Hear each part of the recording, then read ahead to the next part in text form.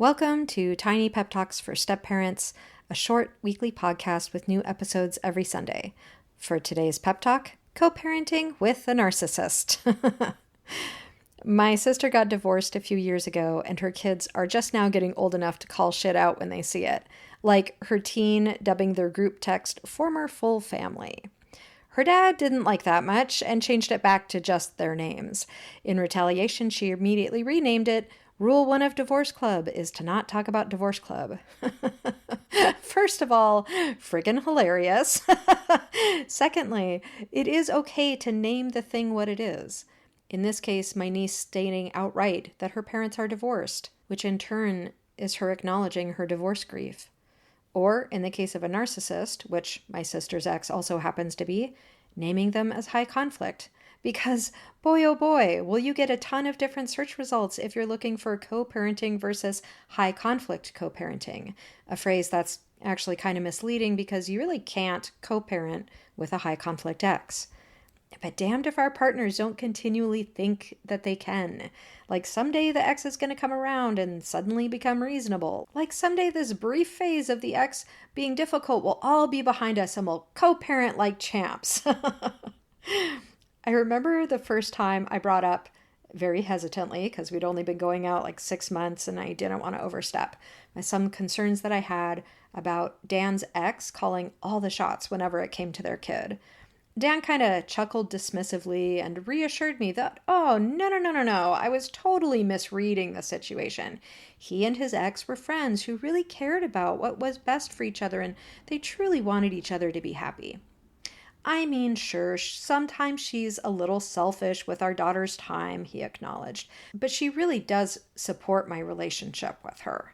Then he gently suggested that perhaps I was projecting based on my personal experiences with my own difficult ex. Sure, that's it, Dan. It's definitely not the fact that 90% of the time when you call your kid for a quick 5-minute goodnight chat before bed, you somehow get sucked into a 40-minute phone call where your ex just screams at you the entire time. You're right. I'm clearly projecting. There is no problem. Everything is fine. Only after literal years of horrific encounters with HCBM and a whole lot of litigation hurled in his direction could Dan finally admit that his ex was indeed high conflict and he was likely co-parenting with a toxic narcissist. And no, I did not say I told you so, buddy, but I did consider it. I know that I'm not the only one whose partner was in absolute denial that their ex was manipulative, difficult, and or controlling. I also know I'm not the only one who didn't quite connect the dots on my current partner having been in an abusive relationship for over a decade with this person. And so maybe he might need some outside help to process and heal from all of that. Maybe this wasn't a boundaries problem or a Dan is too nice for his own good problem. Maybe this was a PTSD problem. If our partners were in toxic relationships before we met them, then unless they've done some committed work on themselves in the meantime, they are still in recovery from those toxic relationships and the damage that they caused. And that's another family blending challenge that we should name and bring out into the open.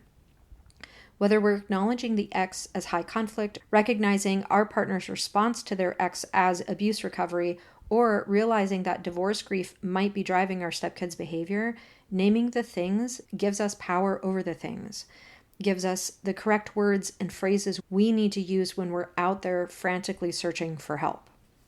Stepfamilies in high conflict situations need different strategies and resources than other blended families. So much of the typical co-parenting advice out there does not apply when the ex is a nightmare. And step-parents in high conflict need extra support too, which is why we're here, because holy cow, this is not what you signed up for.